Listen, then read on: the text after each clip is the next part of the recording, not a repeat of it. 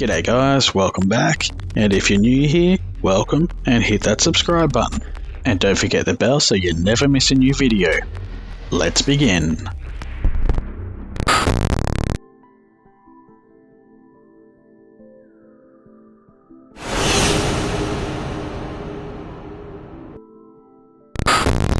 I remember the first time I heard about shadow people.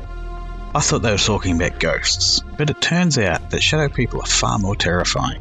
A ghost is simply the spirit of a deceased person, where a shadow person is a being that can affect us, but can't interact with us. Think of them as the dark matter of the paranormal world. Tonight, we'll look at a story where our poster has not one, not two, but 5 encounters with shadow beings. Enjoy.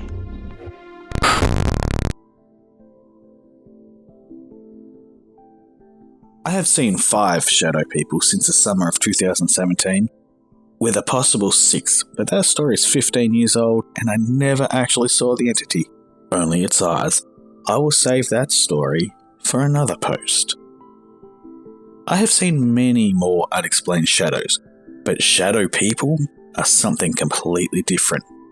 In my experience, they are tall, Vanta black, and almost twitchy in their movements, and I only ever get heavy, oppressive feelings from them whenever one shows its face, or lack thereof, in my house. I document my paranormal experiences on a personal blog, but I keep the posts locked, and this is the first time I am sharing them with the rest of the internet outside of my friends list. August of 2017 is when I saw the first one. My mum and I, together, are amateur paranormal investigators, and while we were working with a local team during our training, the topic was brought up about the veil thinning. This was in the summer of 2017, during the months leading up to the last solar eclipse that was visible in the United States. The lead investigator told us we would likely experience a higher volume of activity leading up to the eclipse with a sharp drop-off afterwards, and honestly, I believe that.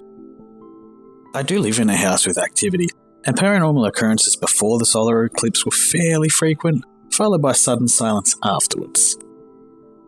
One experience in particular has earned its spot as the scariest thing I have ever experienced, and I still have not told my brother that I saw this thing in his room. Maybe one day I will, but not so long as we live in this house. My brother is on several medications for mental illness, and I have taken responsibility for making sure he gets those myself for several reasons.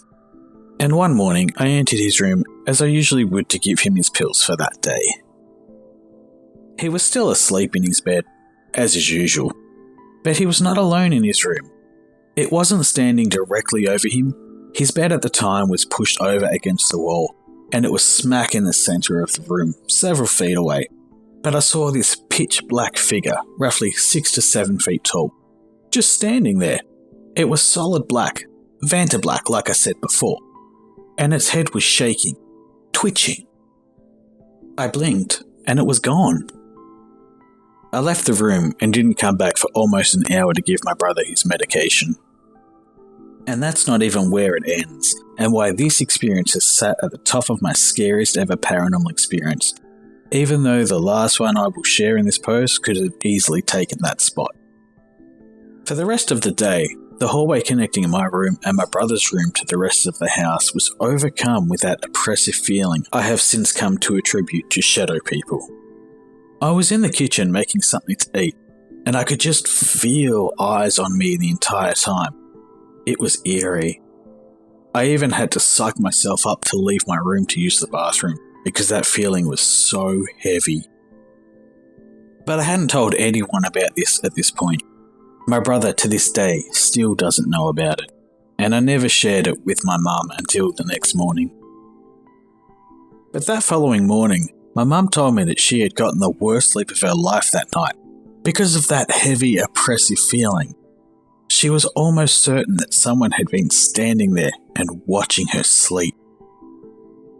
I just responded with, "It's funny you should say that, because you'll never believe what happened to me yesterday." That bad feeling hung around the hallway for the rest of the second day before it finally dissipated. In April of 2018, I saw my second one. On that day, a tornado touched down in my town and then proceeded to turn the corner and rip up farmland and tear the barns to shreds. It touched down merely 50 feet from my house, in the parking lot of a local tourist attraction that sits on the other side of my house. I was not home when the storm hit. I was at the library with my family and the neighbour's daughter, listening to the news tell of a confirmed touchdown in our town. Once the tornado warning lifted, we hightailed it back home. Fortunately, we survived with minimal damage. We were missing a little bit of siding and I had to pull my trash cans out of the woods, and it knocked a piece of my fence down. But otherwise, we were unharmed. One neighbour had the roof ripped off of their shed like a sardine can, and there was a tree that had impaled itself through the roof of one of the buildings of the aforementioned tourist attraction. But other than that, a booth getting tossed in the air and destroyed, and some trees being knocked down, there was little damage in town. Until the tornado turned around the corner into farmland. There is still metal shrapnel embedded in the trees to this day. I can't say for sure that this next shadow person is related to this. I always found it suspicious that it happened the morning of the tornado, but it could honestly have just been a coincidence. But a few hours before we left to go to the library, I saw a shadow person scurry down the hallway on all fours. It held that same almost cartoonish twitchiness that the first one had, and it scurried fast, almost like a time-lapse at triple speed. And then it was gone. There was a heavy feeling, but it was fleeting and gone just as fast as the figure was. In June of 2018, I threw a bottle of shampoo at a shadow person. Our water heater had gone out, and for a bit until we brought it to our landlord's attention, we just made do with boiling water on the stove and filling the bathtub and taking baths. I was taking a bath one morning, watching YouTube on my phone propped up on the toilet lid, when I saw a black void bolt from behind the toilet and disappear behind the trash can on the other side of the bathroom. My first reaction was to throw the shampoo bottle at it, but it just bounced off the bathroom door. I did not stay in there long enough for it to reappear. In September of 2018, I saw shadow person number 4. At least, I think it was a shadow person. It still had the same solid Vanta black composition, the same supernatural speed, but I never felt that heavy feeling. This was just weird. But I was in the kitchen, waiting for my food to finish cooking in the microwave, and leaning against the counter and playing on my phone, when this pitch black shadow just squeezes itself between myself and the counter, gets up in my face for all of a fraction of a second, and then slips back down and disappears. Certainly the weirdest thing I've experienced. Shadow person number 5 and second scariest experience of my life happened just a few months ago at the beginning of January 2019. I have 3 dogs, and taking them outside is a challenge in itself during the day, but at night it's almost dangerous. All 3 dogs are poorly behaved, one of whom is like a horse, and the other 2 little dogs who like to get under everyone's feet, not to mention the risk of stepping in poop.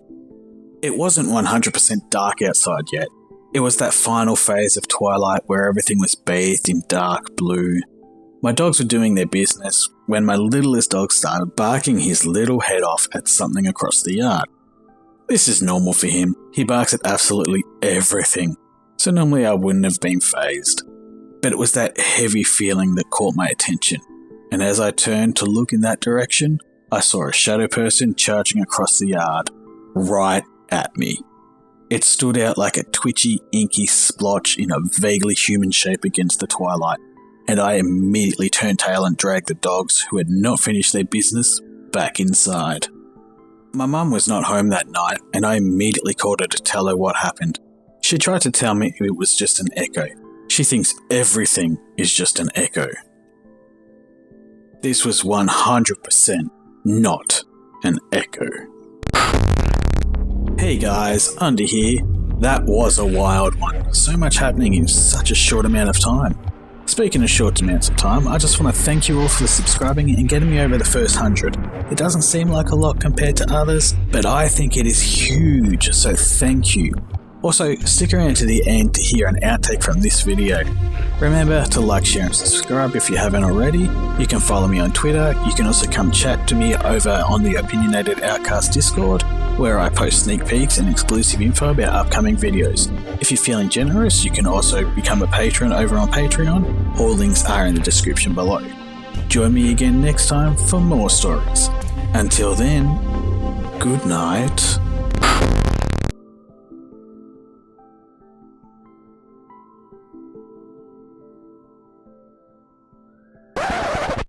But that following morning, my mum told me that she had gotten the worst sleep of her life that night because of the